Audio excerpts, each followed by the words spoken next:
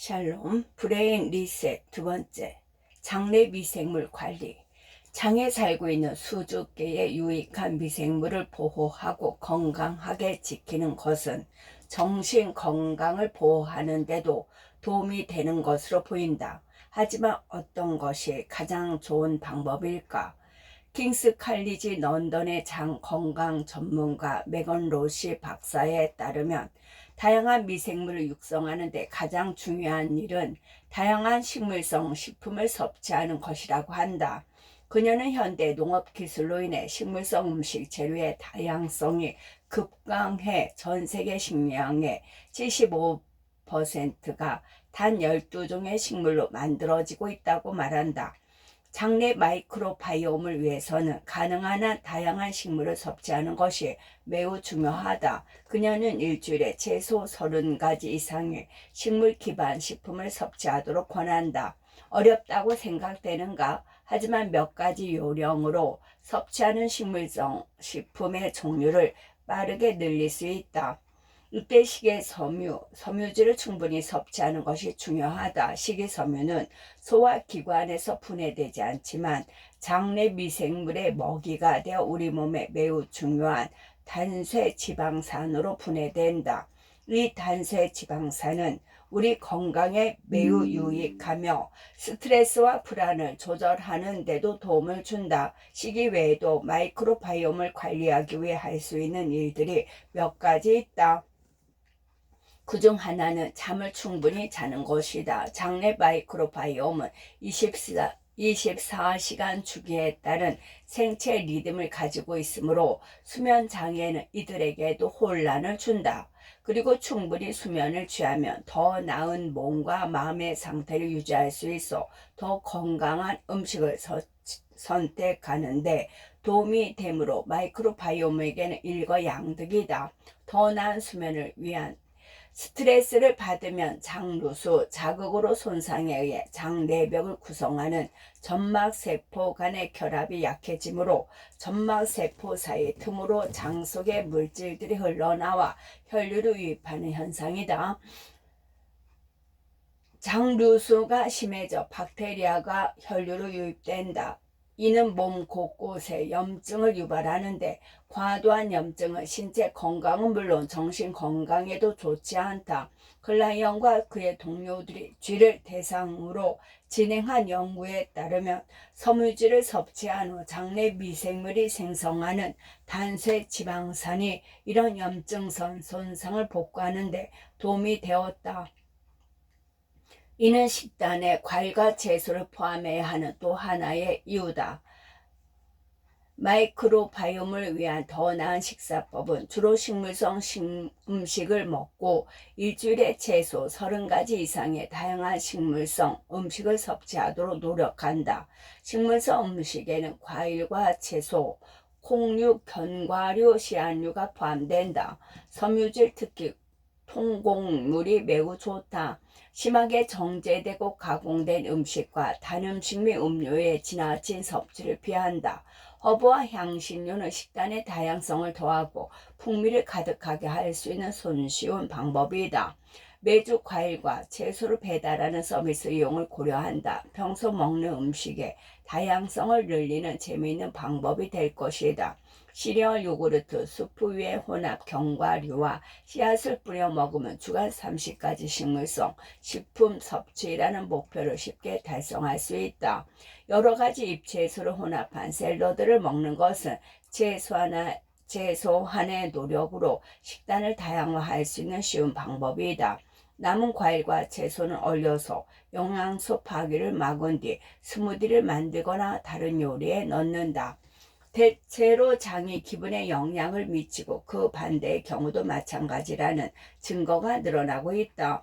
기분이 좋아지도록 음식을 섭취하려면 장내 미생물이 좋아하는 것도 고려해야 하며 장내 미생물을 잘 관리하는 것이 신체적, 정신적 건강을 개선하는 데 점점 더 중요한 방법이 될 가능성이 크다. 2장 젊은 뇌를 원한다면 공복을 즐겨라.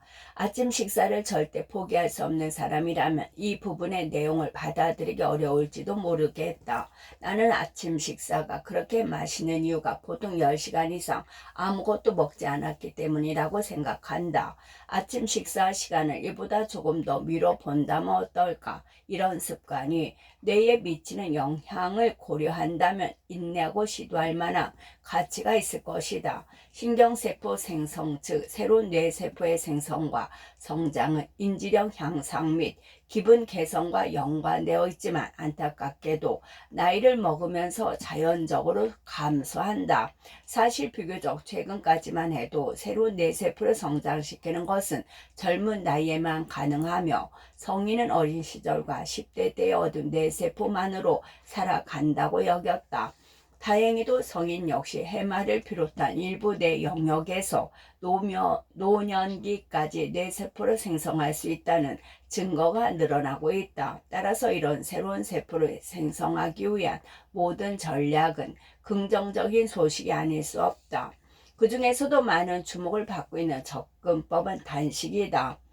배고픔이 뇌에 주는 이점, 단식은 오랜 세월 동안 종교적 문화적 전통의 일부로 자리 잡아왔으며 이제 과학계에서도 그 중요성을 점차 인정하고 있다. 효모부터 벌레, 쥐에 이르기까지 다양한 생물들이 칼로리를 고도로 제한한 식단을 따를 경우 수명이 연장된다는 사실을 밝혀졌다. 쥐의 경우 일일 칼로리 섭취량을 약 40% 줄이면 수명이 최대 80%까지 늘어나는 것으로 나타났다. 특히 이러한 식단은 대개 동물들의 뇌에 매우 유익한 영향을 미치는 것으로 보인다. 예를 들어 알츠하이머 병에 걸린 쥐는 4개월 동안 칼로리 섭취를 30% 줄이자 뇌의 질병 지표가 개선되었다. 비타민, 미네랄, 기타 필수 영양소가 충분히 공급되는 조건에서 칼로리를 제한한 쥐들은 뇌 가소성, 뇌가 변하고 적응하는 능력이 증가하고 학습과 기억에 중요한 역할을 하는 시냅스의 기능이 향상된 것으로 나타났다. 또한 장기간 칼로리를 제한한 쥐들은 작업 기억, 짧은 시간 동안 여러 정보를 기억하며 동시에 다른 작업을 수행하는 능력에서도 개선을 보였는데 이는 뇌가 노화하면서 현저히 감소하는 능력이다. 왜 적게 먹는 것이 건강에 좋을까? 세포는 우리가 섭취한 음식을 분해할 때 활성산소라고 불리는 유해 화합물을 방출하는데 이는 다른 세포와 조직을 손상시키고 노화를 촉진한다. 단식과 칼로리 제한의 이점 중 하나는 대사 활동을 줄여 몸이 이러한 손상에서 회복할 시간을 갖게 한다는 것이다. 간헐적 단식의 가능성.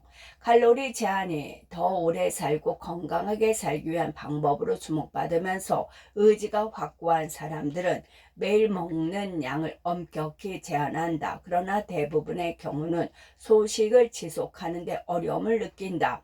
먹고 싶은 것을 제한하면서 배고픔에 시달리는 것 자체가 힘들기도 하거니와 이런 상태를 유지하며 더 오래 사는 것이 과연 매력적인 삶인가에 대한 의문을 갖기 때문이다.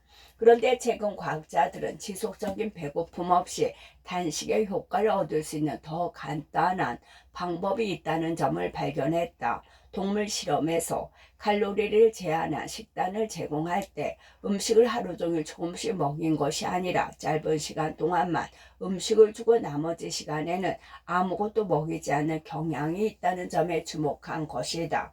그리고 칼로리 제한 식단이 몸과 뇌에 좋다고 생각했던 이유가 실제로는 단식과 정상적인 식사 사이를 전환하는 과정에서 발생하는 현상 때문이라는 공감대가 형성되고 있다. 단식과 뇌 질환. 몇 년 후면 단식이 알츠하이머 및 파킨스병 뇌졸중 같은 뇌질환 증상에 도움이 되는지 확인할 수 있게 될 것이다. 동물 연구는 유망한 결과를 보여줄 것으로 예상된다. 단식할 때 생성되는 신체의 연료로 쓰이는 케톤제가 학습과 기억, 스트레스에 대한 뇌의 적응 능력은 물론 질병으로부터 뇌를 보호하는 데 중요한 기능을 하는 뇌유래신경 영양인자라는 단백질 분자의 생성을 자극하는 것으로 드러났기 때문이다.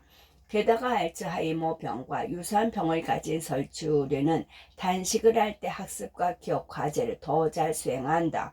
단식은 뇌졸중과 유사한 질환을 가진 동물의 뇌 손상까지 감소시키는 것으로 보인다. 게론체가 알츠하이머 병에 관련된 유망한 연구 대상으로 떠오른 이유 중 하나는 알츠하이머병 환자의 뇌가 포도당을 사용하는 능력이 감소하기 때문이다. 이는 아마도 알츠하이머병 환자의 뇌에 축적되는 아밀로이드 플라크가 포도당의 이동을 차단하는 것이 원인일 수 있다. 따라서 다른 에너지원을 사용하는 것이 뇌 기능을 유지하는 데 도움이 될 수 있는데, 케톤체는 뇌에서 포도당을 대체하는 에너지원으로 사용되어 알츠하이머 환자의 뇌 기능을 지원할 가능성이 있다. 실제로 동물에게 하루에 할당된 짧은 시간 동안만 먹이를 주는 방식의 간헐적 단식을 조사한 연구들을 살펴보면 비만, 당뇨, 심혈관 질환, 암, 신경퇴행성 질환의 개선을 비롯한 유망한 결과를 확인할 수 있다. 현재 전반적인 견해에 따르면 간헐적 단식의 소화 과정에서 생성되는 활성산소를 줄이는 수농적 역할에 그치는 게 아니라 신체를 일종의 수리 모드로 전환시켜 세포 찌꺼기를 더 잘 정수하고 활성산소로부터 신체를 적극적으로 보호하는 경로를 활성화시키는 것으로 보인다. 단식은 신체와 뇌의 세포가 스트레스에 더 잘 대처할 수 있게 해주고 면역 기능은 물론 기억력, 학습 능력, 인지력, 주의력도 향상시키는 것으로 밝혀졌다.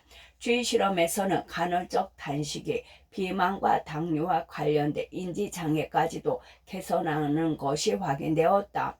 다시 말해 비교적 단기간의 단식으로 생기는 신체적 스트레스가 신체와 뇌를 더 효율적인 기계를 바꿔놓은 듯하다. 이후 단식을 마치고 식사를 재개하면 뇌에서 급격한 성장과 새로운 연결이 이루어진다.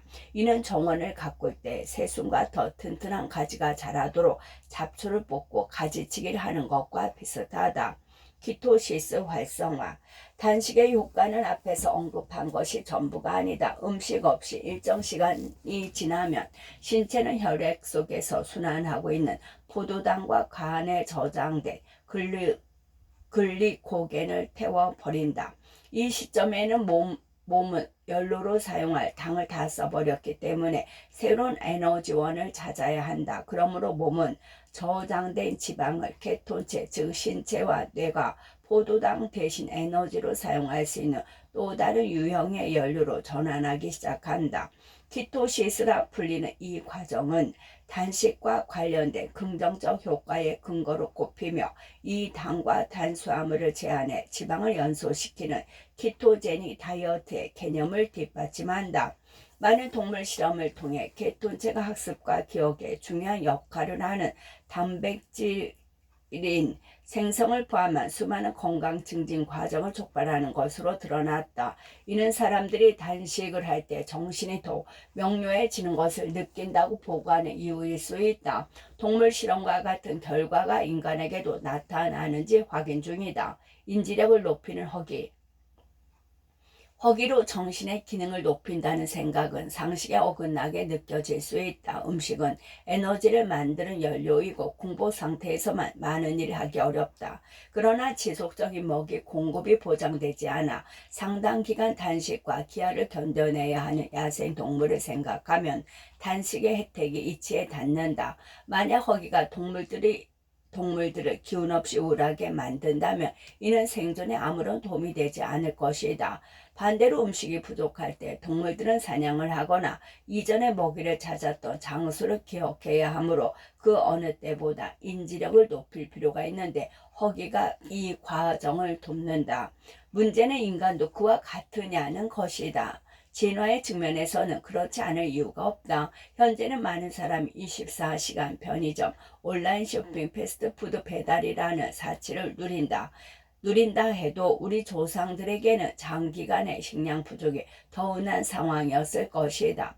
존스 홉킨스 대학교에서 단식을 연구하는 마크 메스는 식량 부족으로 인한 이런 단식과 기아의 사이클에 뇌의 진화에 영향을 주면서 인간 뇌의 복잡성까지 한몫을 했을 수도 있다고 말한다. 이는 먹이를 풍족하게 지속적으로 공급받으며 인간에게 길들여진 개는 야생 개보다 뇌가 작다는 부분을 지적한다. 풍족한 먹이가 개의 뇌를 축소시킨 것일 수 있다는 설명이다.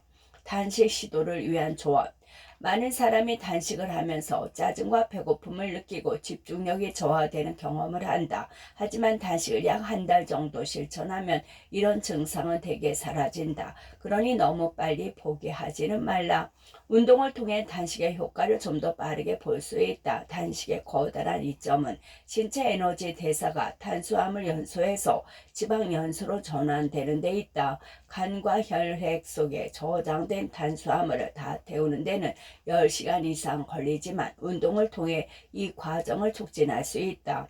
예를 들어 아침 식사 전 1시간의 달리기는 신체를 지방연소 모드로 전환시킨다. 천천히 시작하라. 첫 식사를 1시간 늦춰서 먹고 마지막 식사를 1시간 앞당겨 먹는 것을 시도하라. 이후 적응이 되면 첫 식사와 마지막 식사 사이의 시간차를 좁혀서 공복 시간을 늘려라. 너무 과한 단식은 좋지 않다. 단식 다이어트는 일정 기간 식사를 제한 후 정상적인 식사를 하면서 몸이 성장하는 시간을 가지기 때문에 신체와 뇌에 유익한 것이다. 정상적인 식사 기간 없이 지나치게 오래 단식하려는 유혹에 넘어가서는 안 된다. 이런 정보들로 인해 정상적인 식사 후에 일정 시간 동안 음식을 전혀 먹지 않거나 아주 적게 먹는 단식 다이어트의 인기가 높아졌다. 여러분도 여러 가지 단식 다이어트에 대해 들어보았을 것이다.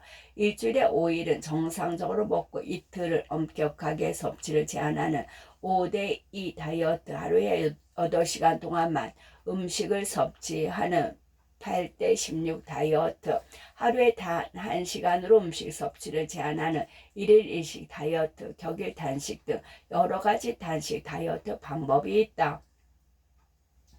그러나 단식 다이어트가 인간의 뇌에 미치는 영향에 대한 연구는 다른 동물을 대상으로 한 연구에 비해 찾기 어려울 뿐만 아니라 사람들이 장기적으로 적절한 효과를 볼 수 있을 만큼 이런 방식의 식단을 충분히 오래 유지하지 않았다. 하지만 몇 가지 유망한 조짐이 있다. 70세 이상의 노인을 대상으로 한 연구에서 3개월간 간헐적 단식을 한 후 언어 기억력, 읽거나 들은 내용을 기억하는 능력이 극적으로 개선된 것을 발견했다. 또 다른 연구에 따르면 알츠하이머의 병의 위험 요소인 경도인지 장애가 있고 비만인 사람들을 대상으로 12개월간 칼로리 제한 소식을 하게 한 결과 기억력, 인지 기능, 실행 기능이 개선되었다. 2020년 킹스 칼리지 런던의 산드리 툴의 박사를 비롯한 연구진은 칼로리 제한 소식이 해마 안의 새로운 뇌세포의 성장과 관련돼 특정 유형의 기억력을 향상시킨다는 것을 발견했다. 단식하는 과학자들. 아직 단식의 다양한 효과에 대한 명확한 결론을 나오지 않았지만 단식을 연구하는 과학자들이 자신들의 주장을 일상에서 직접 실천하는 것을 보면 그들이 단식에 특별한 가치를 있다고 평가하는 것이 분명하다. 툴에는 내게 격일로 식사를 하는 단식 패턴을 따른다고 말한 적이 있다. 그녀는 단식하는 날에도 여전히 카라, 라떼, 과일, 시리얼바 같은 것을 먹는다. 멜스는 하루 중 음식을 6시간 안에 먹는 6대18 스타일의 다이어트를 지지하며 키토시스를 더욱 활성화하기 위해 단식을 끝내는 시간에 맞춰 운동도 한다. 그렇지만 사람이나 동물을 대상으로 한 단식 관련 연구 상당수가 과체중을 비롯한 건강상의 문제가 있는 사람을 대상으로 했다는 점을 염두에 두어야 한다. 젊고 건강하다면 단식의 효과가 크지 않을 수 있다. 유망한 증거가 관심을 끌기는 하지만 동물에게서 확인한 단식의 혜택들이 정말 사람에게도 유효한지는 아직 확실치 않다. 또한 인산부나 음식 섭취 관련 문제를 가지고 있는 등 일부 사람들에게는 단식이 적합하지 않다. 따라서 새로운 식이요법을 시작하기 전에는 반드시 의사와 상의해야 한다. 책의 후반부에서 운동과 관련된 내용을 다룰 때 알게 되겠지만 뇌 건강을 위해 생활 습관을 개선하는 방식을 도입할 때 신체가 어떻게 반응하느냐에는 유전자도 영향을 미칠 수 있다. 단식이 일련의 특정 유전자들을 가진 사람의 뇌에서만 효과가 좋지만 다른 유전적 변이를 가진 사람에게는 아무런 효과가 없거나 심지어 해로울 가능성도 있다. 그러나 단식이 가져오는 몇 가지 습관들, 예를 들어 우리가 무엇을 먹고 있는지 더 잘 인식하게 되고 저녁 늦게 간식을 먹지 않는 것 등을 일반적으로 유익할 수 있다. 특히 소화 시스템은 자체적인 일주기 리듬을 가지고 있어서 주간이 더 잘 작동하기 때문이다. 게다가 몇 시간의 기다림은 아침 식사를 더 맛있게 만들어준다. 3장 뇌를 강화하는 식품 정말일까? 브루베리는 기억력 향상에 좋다. 달걀은 뇌 수축을 저지한다. 세이지는 집중하는 데 도움을 준다. 건강식품 매장은 말할 것도 없고 인터넷만 봐도 소위 뇌 강화식품에 대한 정보가 가득하다. 그중 사실인 것이 있기는 한 걸까? 우선 말해야 할 것은 이 질문에 대한 답을 찾기가 극히 어렵다는 점이다. 식단이 건강에 미치는 영향에 대한 질 높은 연구를 실행하는 것은 쉬운 일이 아니다. 그 이유 중 하나는 우리가 단일 영양소를 섭취하는 것이 아니라 식품을 다른 식품과 함께 보존하고 조리해서 다양한 방식으로 섭취한다는 것이다. 예를 들어 우리가 먹는 여러 음식 가운데 블루베리만의 효과를 알아내는 것은 사실상 불가능하다.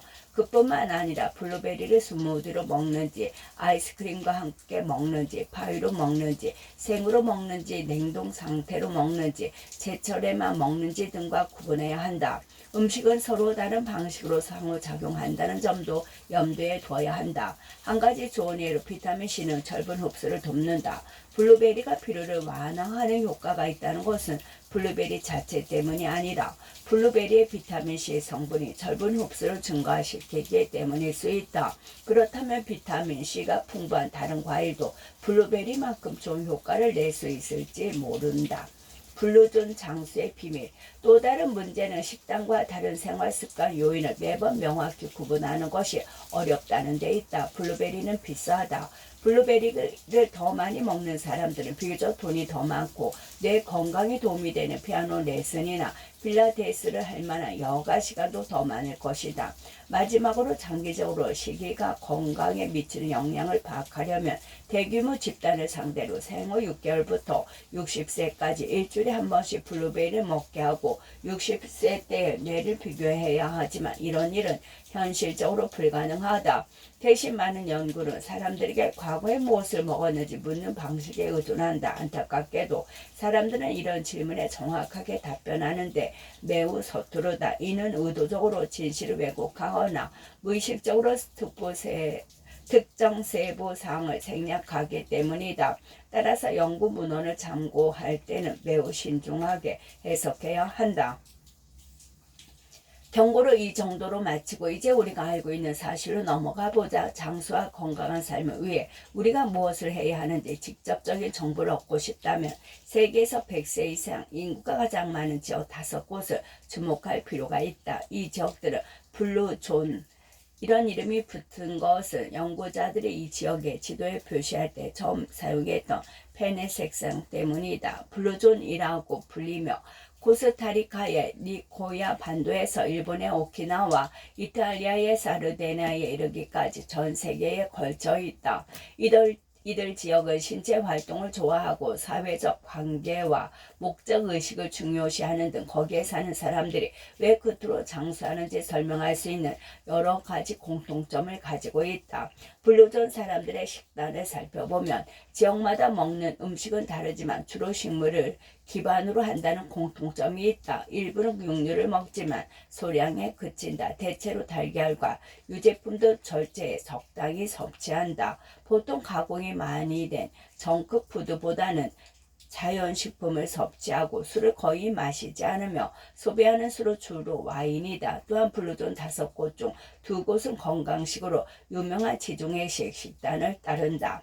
식물을 많이 먹는 것은 우리가 마이크로바이옴에 대해 알고 있는 것과 일치하며 실제로 최근의 일부 연구는 지중해식 식단이 몸에 좋은 이유가 바로 장내 미생물에 영향을 주기 때문이라고 말한다. 오키나와 사람들은 일본의 기준으로 매우 소식하는 경향이 있으며 이는 소식이 건강을 위해 좋은 전략이 될 수 있다는 점을 암시한다. 블루존 사람들의 식단이 시사하는 결과는 대부분의 국가에서 꼽는 주요 사망 원인이 나쁜 식습관이라는 최근의 연구 결과도 일치한다.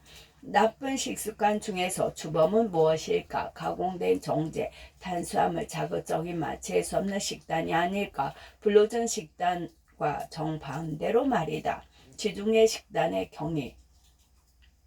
오래 사는 것은 좋은 일이 틀림없다. 그런데 뇌는 여기서 지중해식 식단이 영향을 발휘한다. 여러 연구가 지중해식 식단이 뇌졸중, 우울증, 알츠하이머 병을 비롯한 여러 뇌 질환의 위험을 감소시킬 수 있다는 것을 입증하고 있다. 반면에 가공식품, 위제, 건강 해로운 식단은 우울증은 물론 불안증을 가져올 수 있다. 식단과 정신 건강 사이에는 분명한 연관성이 있지만 이에 관한 대부분의 연구는 관찰을 토대로 한 것이다. 관찰 연구는 상관관계를 보여줄 수는 있지만 직접적인 원인과 결과를 증명하기에는 적합하지 않다. 따라서 식단이 정신건강 문제의 주요 원인이라고 단정할 수는 없다.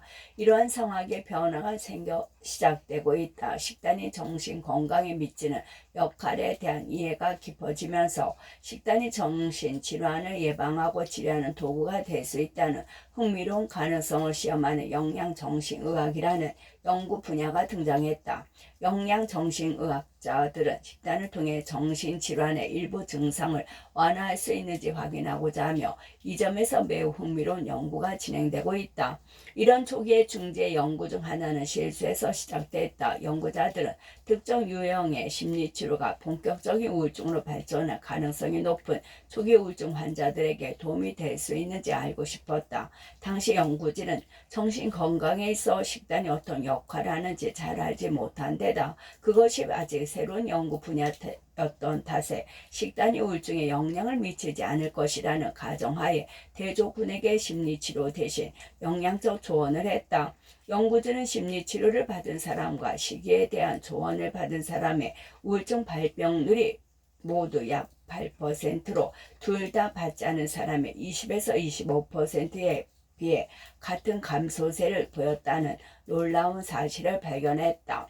이는 식이요법이 우울증 증상에 도움이 될 수 있다는 것을 처음으로 보여준 사례이다. 이후 2017년 호주 티킨 대학교의 영양정신의학자 펠리스 자카가 주도한 저조한 감정 상태에서의 라이프 스타일 개선을 지원을 뜻한다. 시작되었다. 이 연구는 식단의 변화가 우울증 증상을 완화하는 데 도움이 될 수 있는지를 살펴본 최초의 무작위 대조 시험이었다. 단 음식, 짠맛의 가시, 가공육을 많이 섭취하고 과일과 채소, 섬유질, 살코기를 적게 섭취하는 몸에 좋지 않은 식습관을 가진 우울증 환자 67명이 연구에 참여했다.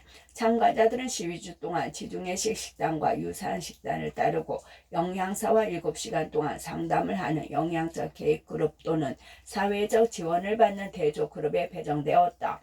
연구가 끝났을 때 영양적 개입 그룹의 사람들은 대조군의 사람들보다 우울증의 차도가 있을 가능성이 4배나 더 높았으며 불안 증상도 상당히 줄어들었다. 흥미롭게도 식단 개입은 표준적인 우울증 치료법보다 더 효과적이었다.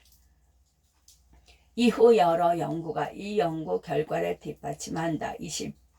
2019년 호주에서 발견된 또 다른 연구는 우울증을 앓고 있으며 나쁜 식습관을 가진 젊은 성인들을 조사하여 비슷한 결과를 도출했다. 2020년 총 4만 5천 명이 넘는 참가자를 대상으로 우울증과 불안에 대한 식단 개입을 조사한 16개의 무작위 대조 임상 실험의 결과에 따르면 참가자들의 우울 증상이 눈에 띄게 감소했으며 특히 여성의 경우 효과가 큰 것으로 드러났다. 이렇듯 식이요법의 일부 우울증 환자에게 대단히 유용한 치료법이 될 수 있음을 보여주는 증거가 쌓이고 있다. 우울 증상 완화 식단. 이 연구의 초점은 다음에 주요 식품군 괄호 안에 있는 해당 식품의 권장 섭취량을 보게 한다. 식품군의 섭취를 늘림으로써 식단의 질을 높이는 데 있다. 통곡물은 1회 제고량은 통곡물 빵 한 조각 또는 현미 등 익힌 통곡물 반컵, 하루 5 내지 8회 제고량 섭취.